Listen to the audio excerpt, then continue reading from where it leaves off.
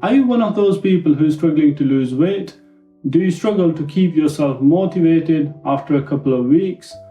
Are you one of those people who sometimes even question their own self, that whether they are able to lose weight or not? If your answer is yes to any of those questions, then I may have a perfect solution for you, which is easy, practical, and done with minimal effort with a busy schedule. Make sure you stick around till the end. My name is Dr. Zulqarnain Ahmed. I'm a GP in Bolton, and I make videos about health, productivity, and lifestyle. In this video, I'll be giving you a simple 5-step SMILE approach, which is evidence-based and really effective and efficient way to lose weight. Before we get into SMILE approach, it's really important to determine what's your vision. Why do you want to lose weight? Research tells us, and it's also my personal experience, that successful people have a clear vision. And it's also important, why do you want to do this? So it's worth spending some time on this, either by yourself or with your family or loved ones. And once you know what's your vision, the next step is, why do you want to do this? And it's important to find your why, because if you know your why, then that would be one thing which will keep you motivated. And this vision could be anything. For example, losing weight for a wedding, either yourself or a loved one, or it may well be for your graduation, or for a special occasion or a special day for yourself. Or it could be anything. And one of the examples could be that you want to look better and more confident, and you want to be more comfortable with your own self. If you're somebody like myself, then you might want to do this because you want to live a happy, healthy, and long life so that you can make difference in people's lives. So make sure you stick around till the end. So in my SMILE approach, S stands for situation, M for motivation, I for inhibitors, or you could call it barriers, L for lifestyle, and E for exercise and related. So let's get into more detail of this. So the first step is situation. So you need to identify what situation you're in. For example, you could well be a professional with a busy life and lifestyle, or you may well have family responsibilities in addition to your personal life and a busy professional life, or you might be studying in uni, or you might have other responsibilities. But it's important to analyze your situation and find out where you can make time for yourself and change your life for good.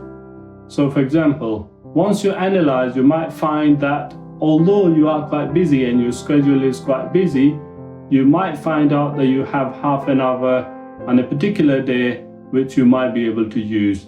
And if you're organized, then you can use that time effectively and efficiently. And we will talk more about that and how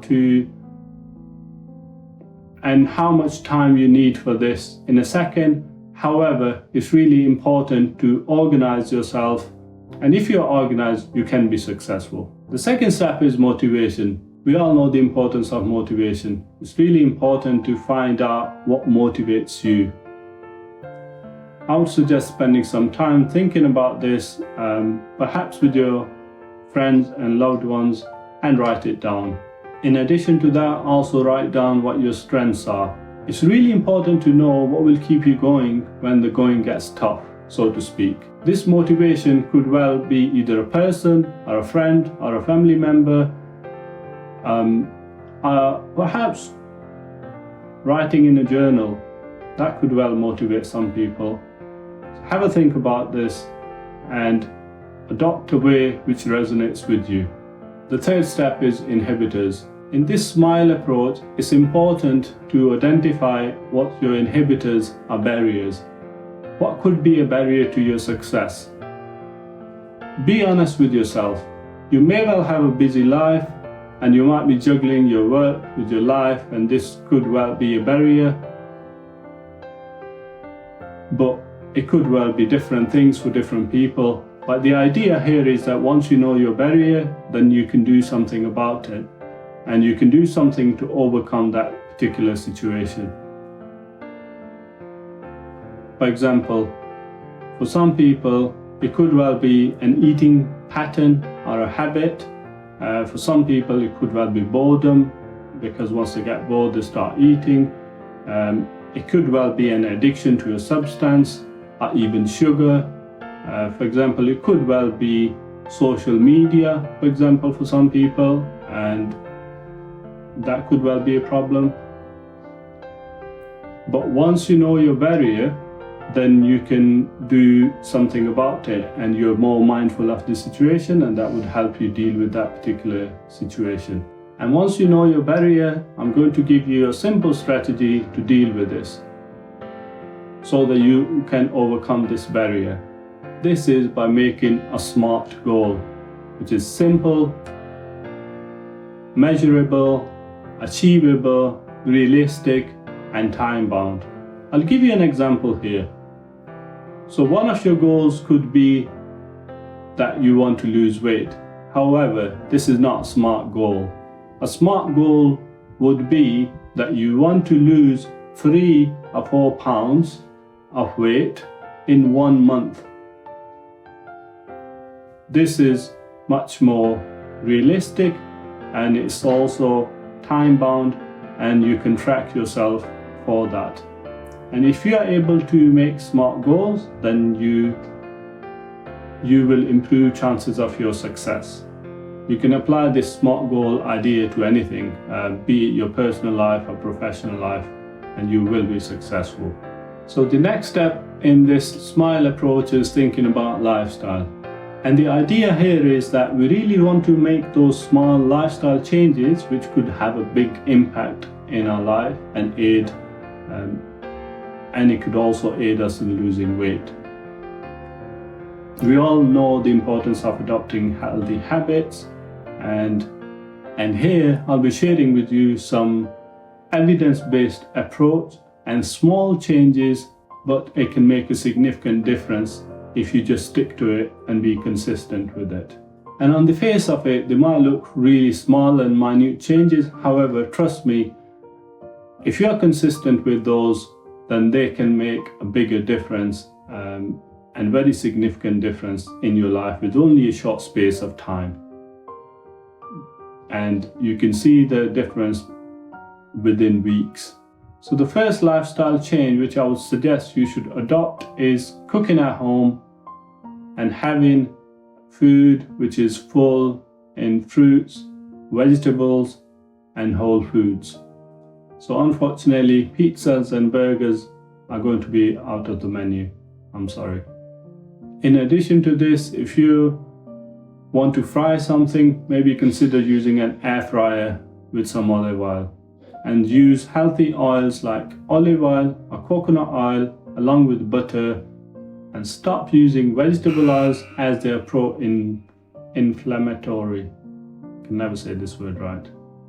Pro-inflammatory. Another small change would be to cut down on your alcohol and fizzy drinks. Drink more herbal tea and water. And if you're really serious about weight loss, then you might want to consider low carb diet along with high fat and moderate proteins. You could get a cookbook, and the alternative could be a paleo or a Mediterranean diet. But the key here is planning. Because the more you plan, the better it is. You might want to cook your food in batches over the weekend, prepare all the salads and everything for you to consume during the week, and that might be an easier way to do this. And I try to do this as well myself. And don't be harsh with yourself, and don't forget the 80-20 rule. We don't live in a perfect world, and it's very difficult to live ultra refined life where all the time you're eating the things what we're talking about.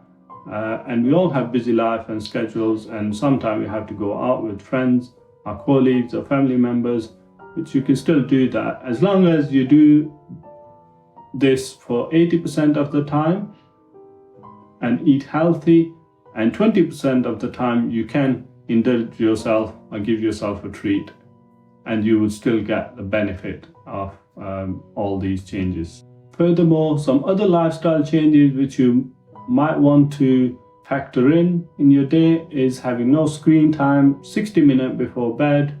Consider a hot bath or a shower before going to bed. Or you might want to consider 2 minutes of breathing exercise before going to sleep. This will all help you in relaxing your body and help you in having a good night's sleep, which is really important for us. And also to lose weight as well, because we know that we only lose weight when we are relaxed and during sleep. So having a good night's sleep and being relaxed is part of that. And if you live with your family, then my tip would be to involve your family or your spouse and your children. Do it as a team, make it fun, you might want to consider making a family mission statement, and also reward yourself at the end. For example, consider going on a holiday, which will be a win-win for yourself and your family members, and they will also help you to motivate you as well. So that's definitely worth considering. The next step is exercise, and you might be thinking, I'm already struggling here, doc. How am I going to achieve this? But trust me, I'm a doctor. You don't need to spend a lot of time doing this, and I'm not going to advise you spend countless minutes of running on a treadmill and giving your hard-earned cash to the gym membership which you don't even use. And you don't need to spend hours on end running like a headless chicken in a place where you don't enjoy and you don't feel comfortable. I'm going to give you some simple, easy steps, again, which is evidence-based, and once done on a consistent basis, it could make a significant difference in your life. If you're completely new to this, then start with 10 to 20 minutes of a brisk walk. And you could go for a stroll for about 10 minutes at lunchtime if you're struggling with time, or you could consider walking to work if it's practical or feasible. Or it may be that you might want to get off a stop before so that you can walk at least 10 or 15 minutes to your workplace or on your way back. In addition to that, I would suggest doing a 10 minutes of strength training twice a week and 10 minutes of high intensity interval training twice a week. And for the starter, this should suffice. Once you get into this and you feel more comfortable, you can increase. However, the key here is consistency. Don't think that this is really small and I'm not going to get any benefit from this.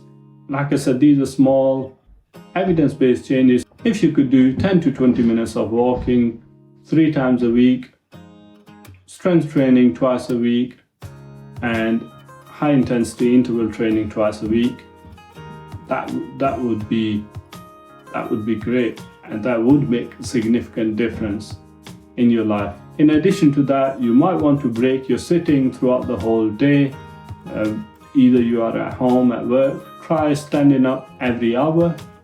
Or if you really want to go to the advanced level, then you might want to consider some stretching and some movement snacks during the day as well. I'll be making more videos about strength training and high intensity interval training, so make sure you hit that subscribe button so that you can get notified once those videos are uploaded. Furthermore, I do have other videos on my channel where I talk about how food can affect us and how intermittent fasting can also help us. If you want to check them out, you might want to just click here. This is all for today. Thank you very much for watching. May peace be upon you.